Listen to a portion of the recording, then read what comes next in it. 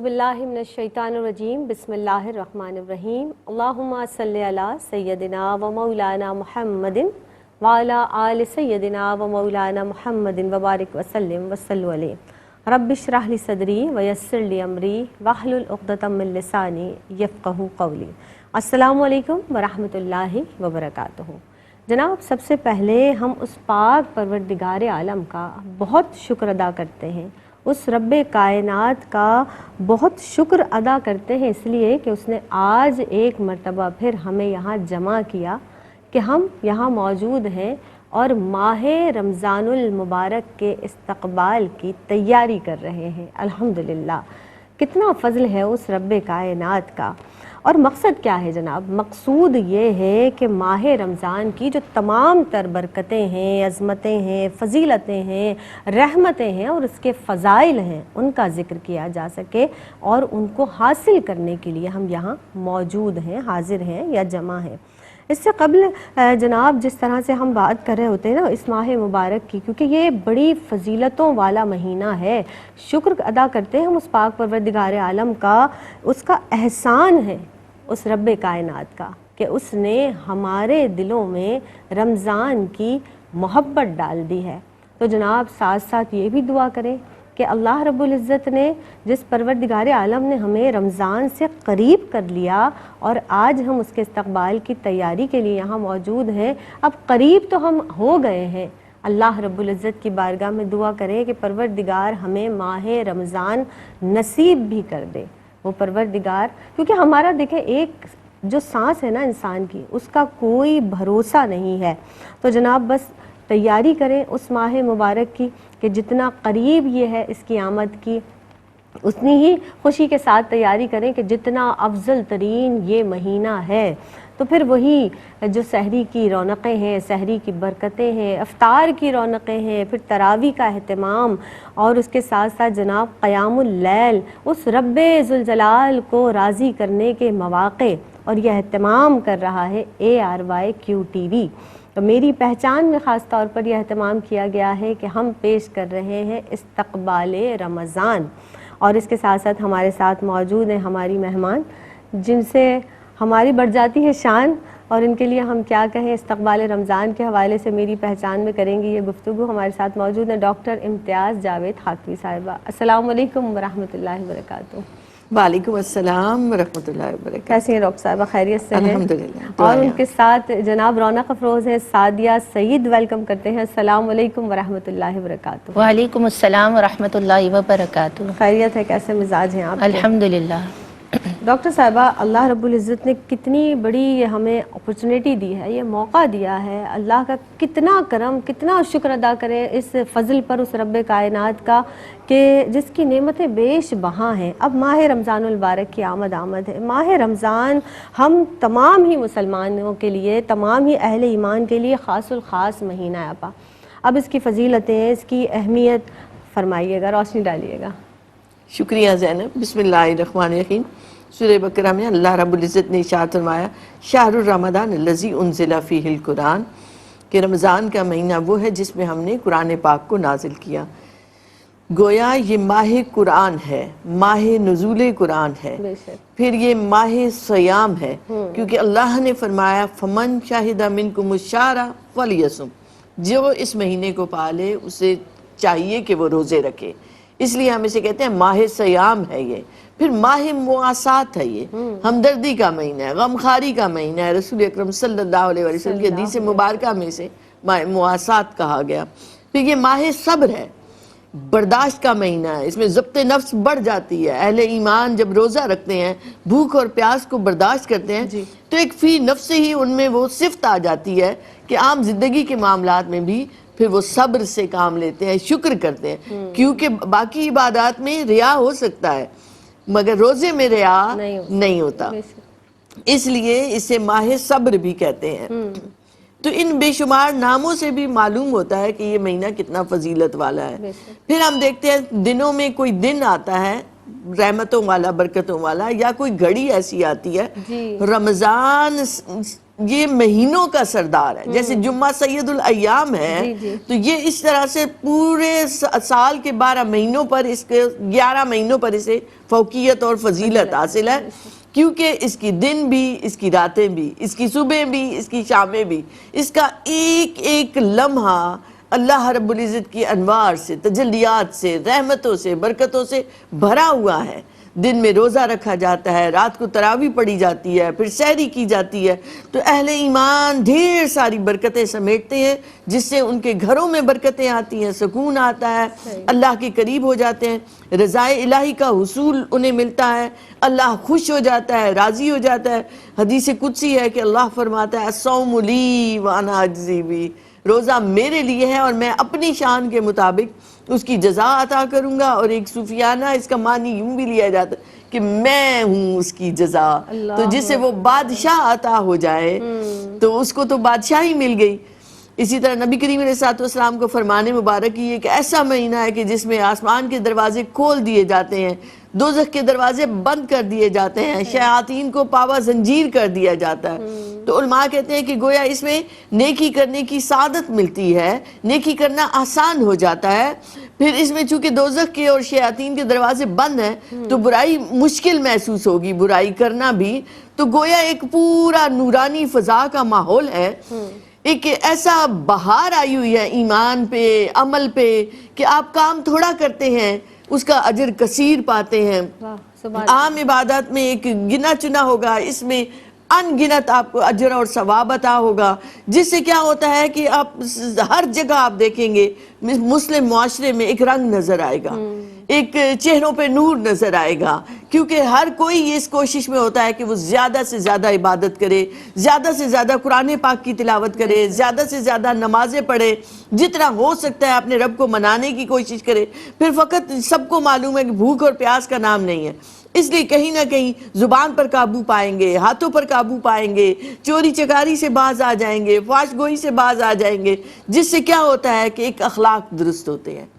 تو روزے کی برکتوں سے ایک ریفریشر کورس ہو گیا کہ پورا سال ہم نے کیسے زندگی گزارنی ہے، کیسے صبر کرنا ہے، کیسے شکر ادا کرنا ہے، کیسے اخلاق سے دوسروں سے پیش آنا ہے، ایک دوسرے کا خیال رکھنا ہے. تو ایک ایثار کا مہینہ بھی اسے کہتے ہیں کہ قربانی کا مہینہ آ گیا، گویا کہ ایک دوسرے کے لیے بندہ صدقہ و خیرات کر رہا ہے، افطار کرانے کا اہتمام کر رہا ہے، تو اللہ سے برکتیں سمیٹ رہا ہے، ثواب سمیٹ رہا ہے.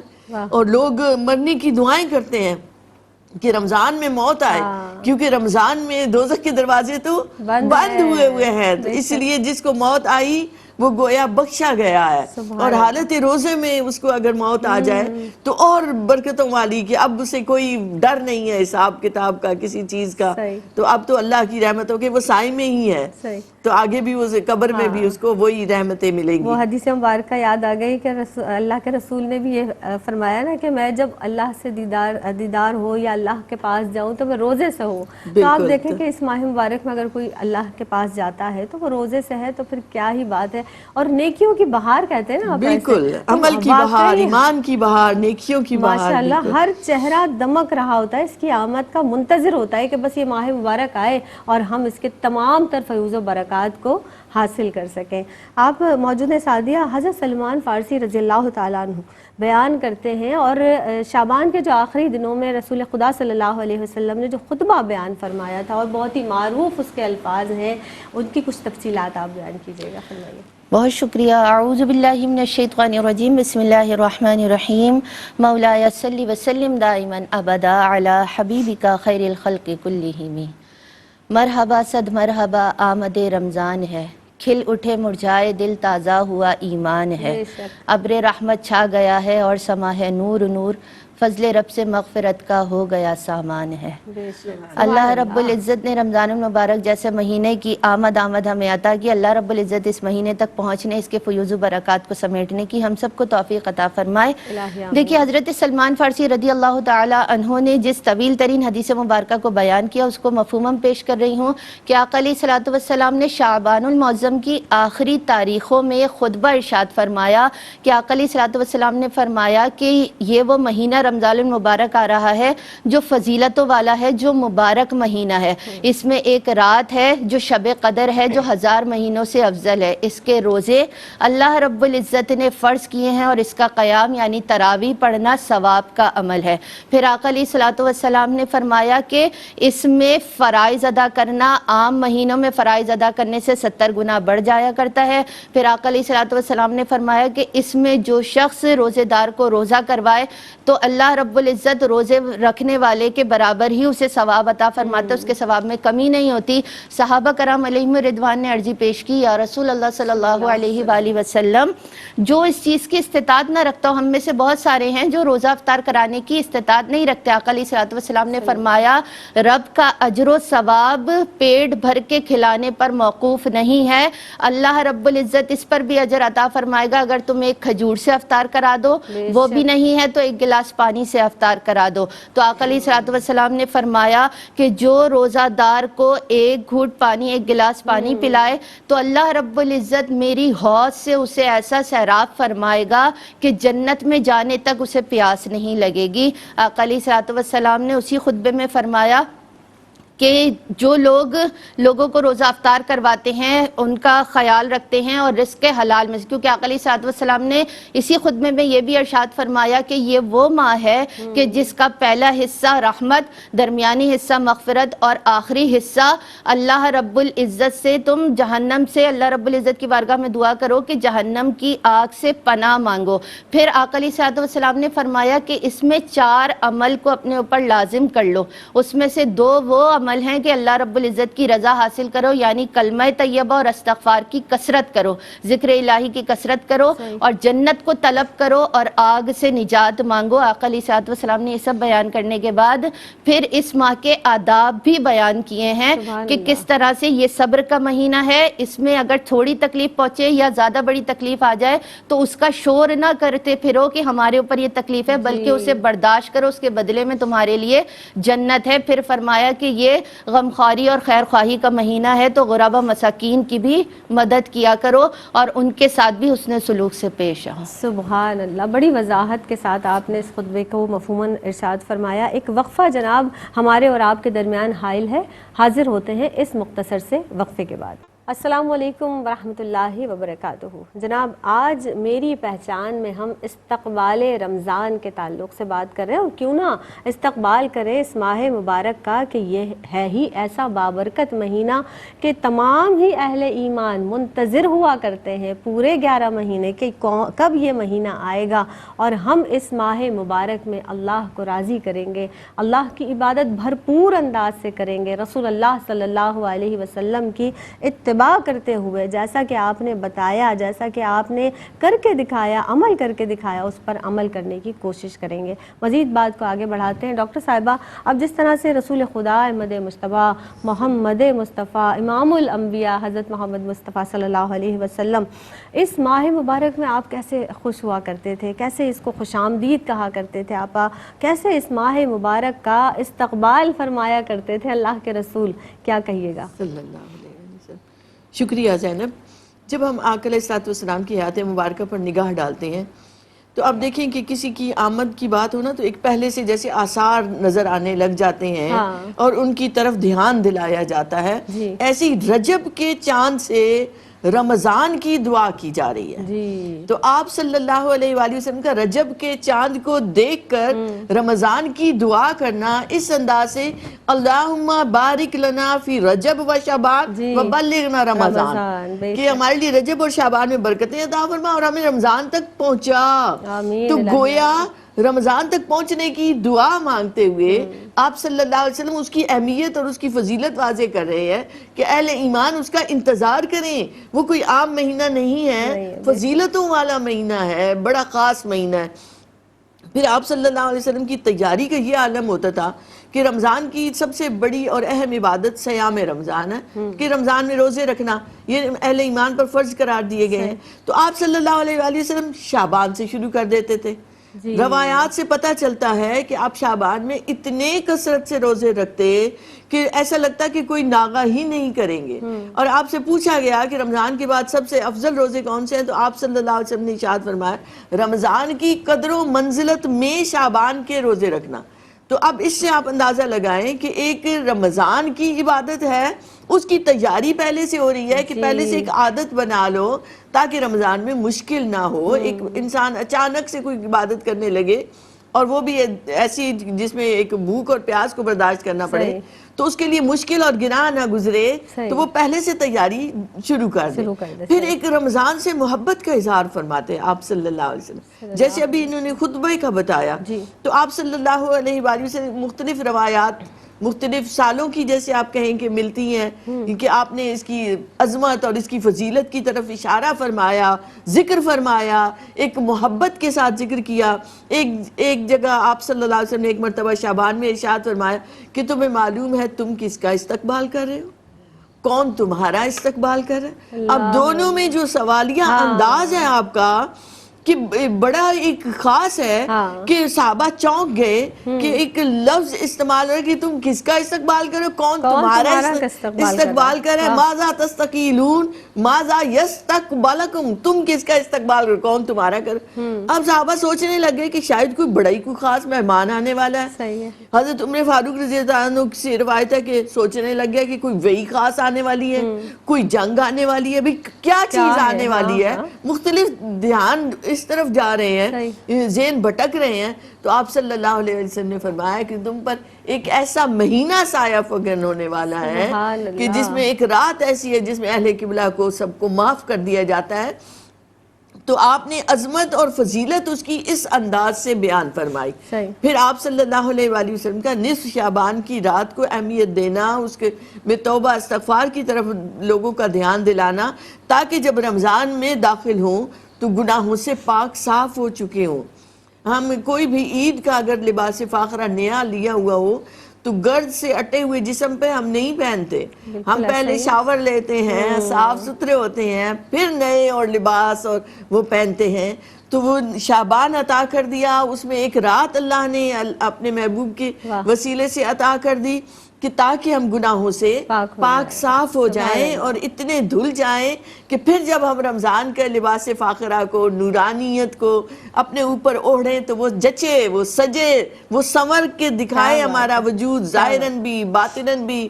تو اس لیے پھر آپ دیکھیں تو رمضان رمز سے ہے جس کا مطلب ہے جلا دینا. تو رمضان گناہوں کو جلا کے ختم کر دیتا ہے. اور اس کا ایک معنی برساتی بارش بھی لیا جاتا ہے کہ ایک مومن کو ظاہراً باطناً ایسا پاک صاف اجلا اور نورانی کر دیتا ہے. اور آپ صلی اللہ علیہ وآلہ وسلم نے شعبان کو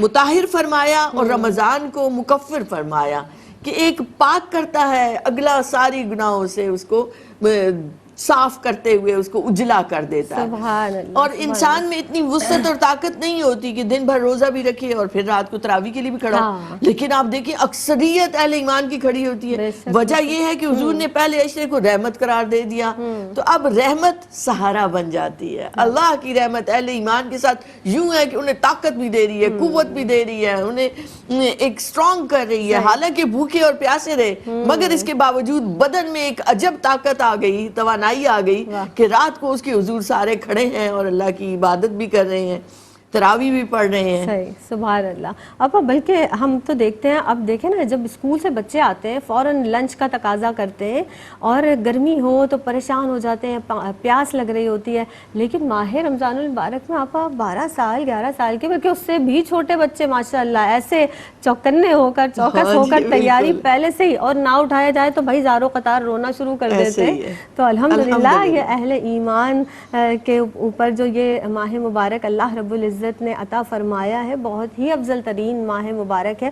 سعدیہ، جس طرح سے معاملات کی بھی بات ہوئی نا کہ دیگر جو 11 مہینے اس کے معاملات اور ماہ رمضان مبارک کے معاملات ظاہر سی بات ہے اس میں عبادات بہت زیادہ ہو جاتی ہیں، قیام اللیل ہے، تراویح ہے، روزہ ہے سارے دن کا.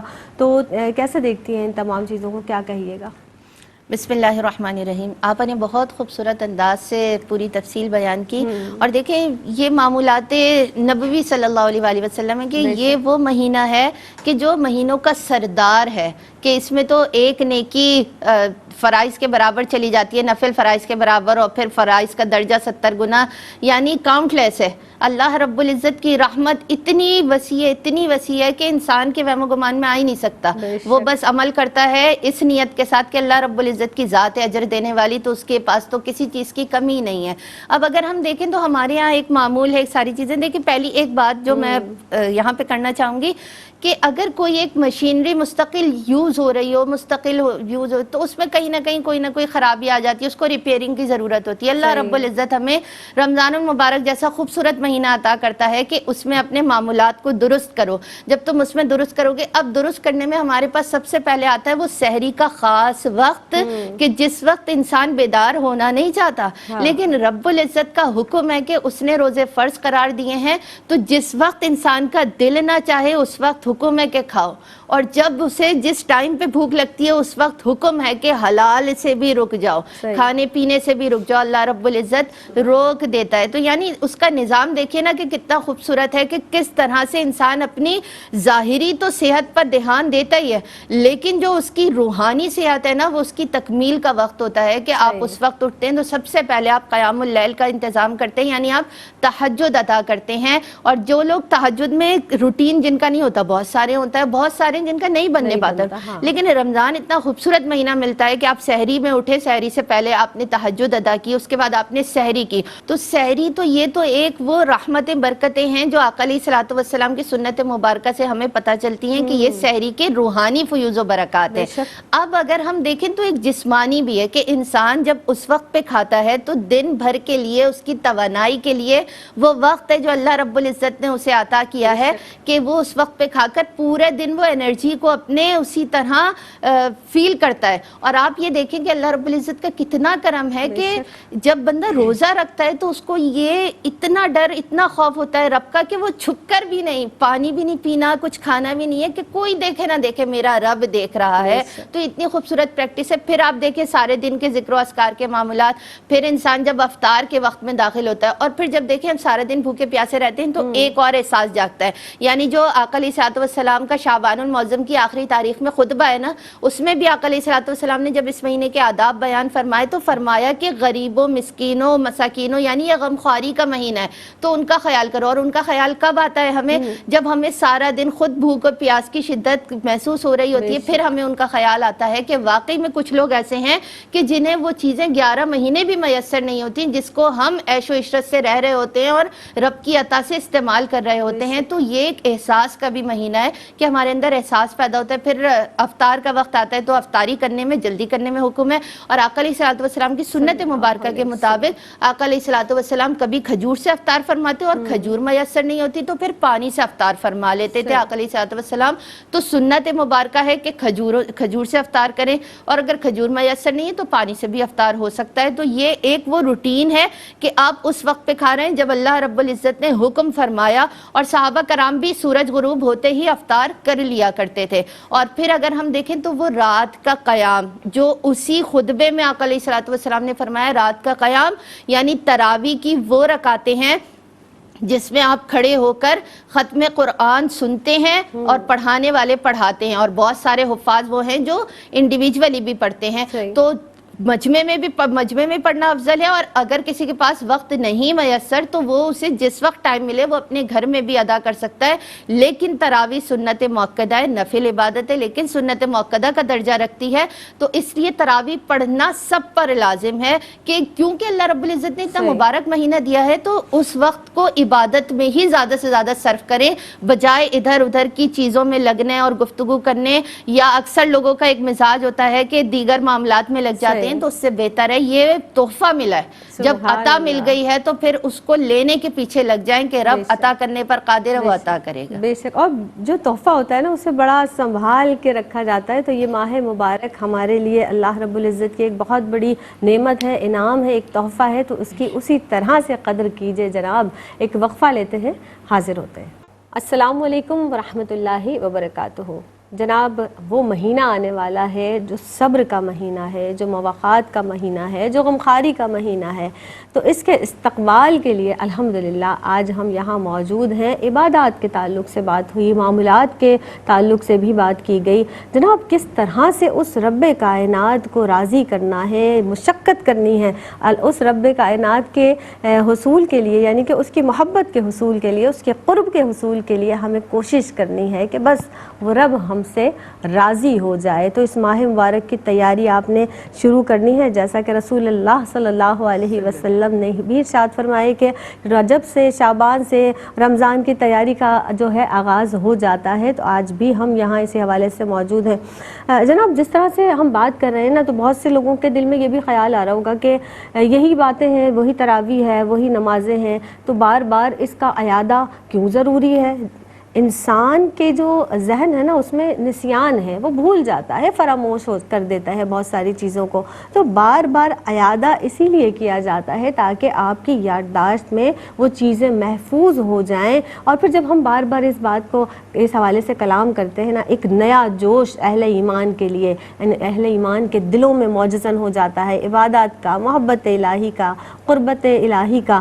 تو یہ تمام چیزیں اسی لیے بار بار ذکر کی جاتی ہیں تاکہ جوش اور ولولہ کسی طرح بھی ماہ رمضان مبارک کی آمد سے کم نہ ہو۔ آپ ہمارے ساتھ موجود ہیں ڈاکٹر صاحبہ، رمضان مبارک کی جو اہم ترین عبادات اور پھر ان کی ادائیگی کے لیے جو تیاری ہے، جو اہتمام ہے، بتائیے گا پھر۔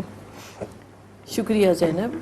بسم اللہ الرحمن الرحیم۔ دیکھیں عبادات کی تیاری دو طرح سے ہوتی ہے، ایک ظاہری اور ایک باطنی۔ صحیح۔ میں باطنی پر پہلے بات کروں گی۔ جیسے ہم نے پہلے ذکر کیا کہ نبی کریم علیہ الصلوۃ والسلام کس طرح سے استقبال کیا کرتے تھے، تو اس کو ذہن میں مد نظر رکھیں کہ روزہ رکھتے ہوئے اور دعا مانگتے ہوئے اور اپنے ارد گرد کے لوگوں کو بتاتے ہوئے کہ کون سا مہینہ آنے والا ہے، خاص طور پر بچوں کو بتاتے ہوئے، تو اس سے کیا ہے کہ ہم آقا علیہ الصلوۃ والسلام کی اس سنت مبارکہ پر عمل کر رہے ہیں کہ آپ ترغیب دیتے تھے۔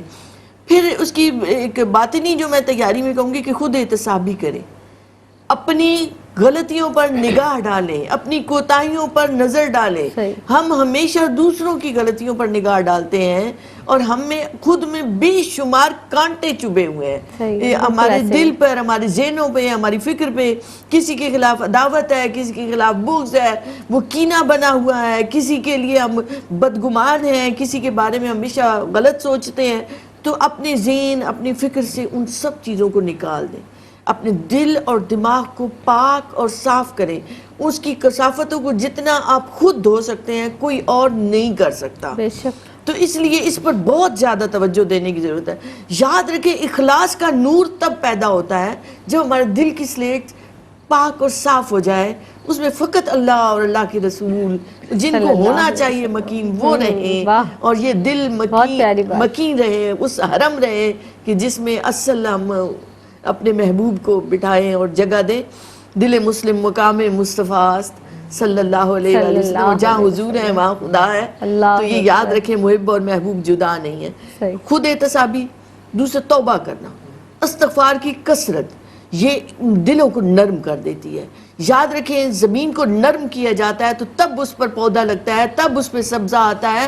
اگر زمین کو نرم کیے بغیر آپ بیج پھینک دیں گے تو بنجر زمین پر وہ اثر ہی نہیں آئے گا، تو وہ بیج پلے پھولے گا نہیں۔ تو آپ جب رمضان کے روزے رکھ رہے ہوں گے اور دل کی زمین اتنی سخت ہے، بنجر زمین، تو کہیں ایسا نہ ہو کہ وہ آپ کے روزے ایسے چلے جائیں، بھوک پیاس کے سوا کچھ ہاتھ ہی نہ آئے۔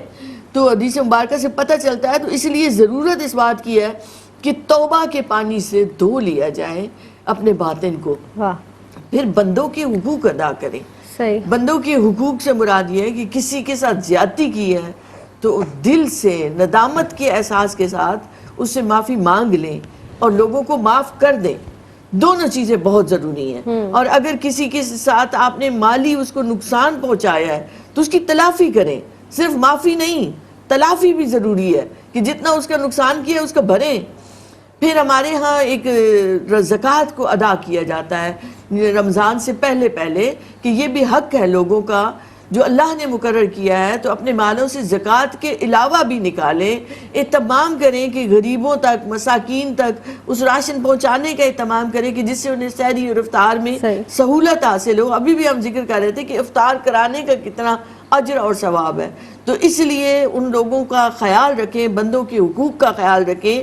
اب صلہ رحمی سے کام لیں, رشتہ داروں میں کوئی ہے تو اس تک پہنچیں, اس کا خیال کریں کہ کوئی اس حد تک پریشان ہے کہ فیس نہیں ادا ہو رہی, گھر میں کھانے کو کچھ نہیں ہے, تو ہماری ذمہ داری بنتی ہے کہ ہم اپنے ارد گرد نگاہ ڈالیں. یہ باطنی تیاریوں کی بات کر رہی تھی, اتنی سی باتوں پہ بھی اگر ہم نے عمل کر لیا تو بہت بہتر جائے. ظاہری تیاری یہ ہے کہ اگر دانتوں میں درد ہے, آپ کے گردے خراب ہے یا کوئی ایسا مسئلہ ہے تو آپ پہلے سے جا کے ڈاکٹر سے آپ اس کا علاج کروا لیں تاکہ رمضان میں آپ اس تکلیف سے بچ سکیں. پھر گھر میں کوئی ٹیپ اکھڑی ہوئی ہے, کوئی کھڑکی ٹوٹی ہوئی ہے یا کوئی بھی ایسا کام ہے جو گھروں کی مرمت کا ہے یا کچھ ایسا ہے تو رمضان سے پہلے کروا لیجئے تاکہ آپ کو رمضان میں دقت نہ ہو. تو اپنی بیماری کا بھی پہلے سے اہتمام کرنا, اس کا علاج کروانا با اہتمام, اور اسی طرح گھر کا بھی یا کوئی بھی ایسے نظام میں آپ کے خلل آ رہا ہے اس سے, تو اس کو بھی پہلے سے انٹرٹین کر لیں تاکہ رمضان میں ہم داخل ہوں تو ہم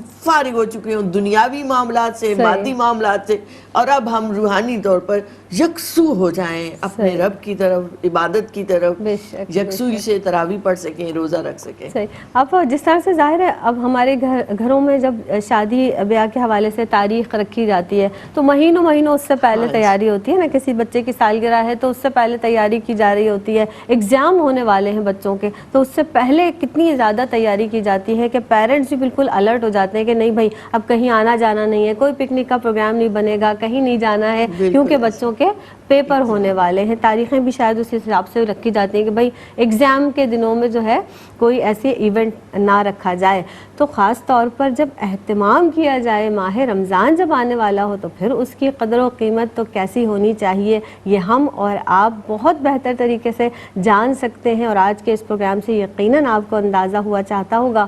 اور جناب معاملات کی بھی بات ہوئی, عبادات کے تعلق سے بات ہوئی, جس طرح سے بار بار بات کی جا رہی ہے کہ عبادات کا جو ذوق اور شوق ہے وہ بھی بڑھ جاتا ہے, ثواب بھی, اجر و ثواب میں بھی اضافہ ہو جاتا ہے, بالخصوص ماہ رمضان المبارک کی جو ہم بات کرتے ہیں.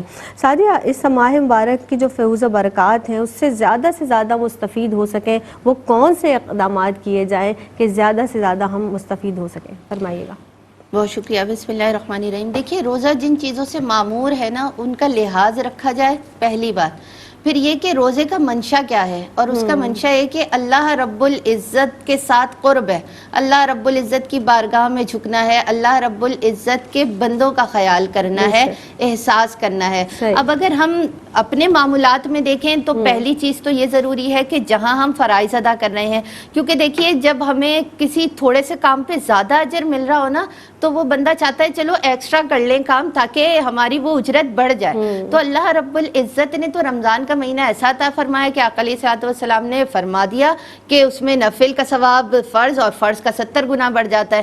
تو جب ہم فرائض ادا کر رہے ہیں تو اس کے ساتھ پھر ہم نوافل کا بھی وہ اہتمام کریں کہ چاش, اشراق اور اوابین, صلاۃ الحاجات, یہ ساری وہ ہیں نمازیں نوافل کے جن کو اس کے ساتھ اگر ہم اہتمام کریں گے نا تو وہ لذتیں, وہ رقت, وہ اللہ رب العزت سے قرب کا ذریعہ وہ بڑھتا چلا جائے گا, کیونکہ نوافل کے ذریعے اللہ رب العزت کا بندہ قرب پاتا ہے. تو اللہ رب العزت کا قرب پانے کے لیے ہمیں یہ اقدامات اس مہینے سے شروع, اچھا ہم رجب سے اس کی پریکٹس میں آ رہے ہوتے ہیں, اور اگر ہم رمضان میں بھی ویسے ہی رہیں کہ جیسے شعبان اور رجب میں تھے, رمضان میں اور کوئی تبدیلی نہیں آئی, تو پھر ویسے ہی ہم شوال میں پہنچیں تو اس کا کوئی فائدہ نہیں ہے. رمضان میں انسان اتنا پرفیکٹ, اتنا کارآمد بن جائے کہ وہ پھر باقی کے مہینوں میں بھی ان چیزوں کو پریکٹس میں رکھ سکے اور اس کو اس طرح سے چلا سکے. پھر دیکھیں کہ یہ مہینہ اب ہم دوسری جانب سے دیکھیں, دوسرے طریقے سے دیکھیں, یہ تو وہ عبادات ہیں جو انسان انفرادی طور پر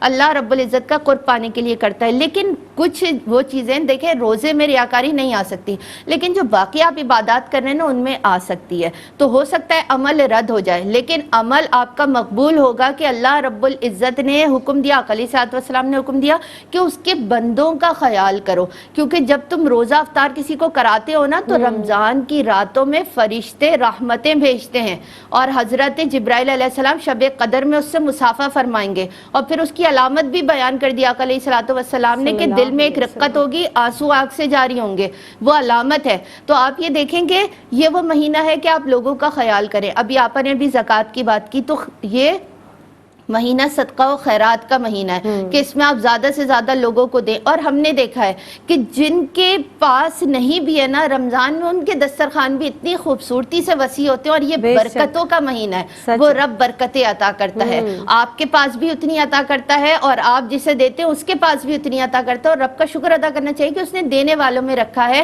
تو اللہ رب العزت کے کرم سے آپ سب کا خیال کریں، کیونکہ جو نیکیاں آپ انڈیویجولی رب کی رضا کے لیے کر رہے ہوتے ہیں، کیا پتہ ان میں کوئی ایسی ریاکاری آ جائے کہ وہ رد ہو جائیں، لیکن جب آپ اللہ کے بندوں کا ساتھ دیتے ہیں، ان کا خیال کرتے ہیں، ان کی مدد کرتے ہیں، ان کی مشکلات میں ان کا ساتھ دیتے ہیں، تو اس کے صدقے میں وہ چیزیں قبول ہو جایا کرتی ہیں کہ اللہ رب العزت آپ کے باقی معاملات کو قبول کر لیا کرتا ہے۔ تو یہ ایک وسیلہ ہے، یہ ایک ذریعہ ہے۔ تو اقدامات تو یہی ہیں سارے کہ آپ نے اپنی انڈیویجولی بھی تیاری ایسی شاندار کرنی ہے کہ باقی سارے سال آپ کے اندر وہ چیزیں نظر آنی چاہیے، اور انفرادی طور پر بھی آپ نے اپنے معاشرے کا، اپنے رشتہ داروں کا، اپنے بہن بھائیوں کا جو پریشان ہیں ان کا خیال کرنا ضروری ہے کہ اللہ رب العزت ہمیں توفیق دے دوسروں کا خیال کرنے، ان کی مدد کرنے، اور اپنے اوپر بھی یہ محنت کرنے کی کہ ہم رب کے آگے ایسے جھکے خالص نیت سے کہ کوئی ریاکاری ہمارے اندر نہ ہے۔ سبحان اللہ، سبحان اللہ۔ اور یہ جو خالص والا لفظ ہے نا، یہ اخلاص جو عبادت میں جب آ جاتا ہے تو پھر وہ پروردگار عالم کیونکہ دلوں کے حال جانتا ہے، وہ دلوں میں ہی تو رہتا ہے، تو بس ہمیں خالص عبادت کی اللہ رب العزت توفیق عطا فرمائے۔ ڈاکٹر صاحبہ آپ کی آمد کا بہت شکریہ ادا کروں گی، سعدیہ آپ کی آمد کی بہت مشکور ہوں۔ بہت پیاری گفتگو ہوئی استقبال رمضان کے حوالے سے، انشاءاللہ تعالی نیکسٹ پروگرام میں بھی اسی گفتگو کو کنٹینیو کریں گے۔ بس یہ ضرور ہے کہ عبادات کا جیسا کہ ہم کہہ رہے ہیں نا بار بار کہ جوش ہو اور ولولہ ہو، یہ نہ ہو کہ ہم یہ سوچیں کہ بھئی گھر کے 4 افراد بھی روزہ رکھ رہے ہیں تو ہمیں کھانے پینے کو تو کچھ ملے گا نہیں، افطار میں ہی ملنا ہے، چلو روزہ ہی رکھ لیتے ہیں۔ نہیں، اللہ کے لیے روزہ رکھنا ہے، بھوک پیاس اس لیے برداشت نہیں کرنی کہ پورے دن اگر ہم کچھ کھا لیں گے تو فلاں شخص یہ کہے گا بھائی تم نے روزہ نہیں رکھا، یعنی لوگوں کو جواب دہ نہیں ہونا، اللہ کے آگے جواب دہ ہونا ہے۔ تو اللہ کے لیے محبت میں، اشتیاق میں، جوش کے ساتھ اللہ کے لیے روزہ رکھیں کہ پروردگار میں تیرے لیے بھوک اور پیاس کو برداشت کر رہا ہوں۔ مزید کلام کریں گے انشاءاللہ تعالی۔ اس وقت پروگرام سے دیجیے گا مجھے اجازت۔ السلام علیکم ورحمۃ اللہ وبرکاتہ۔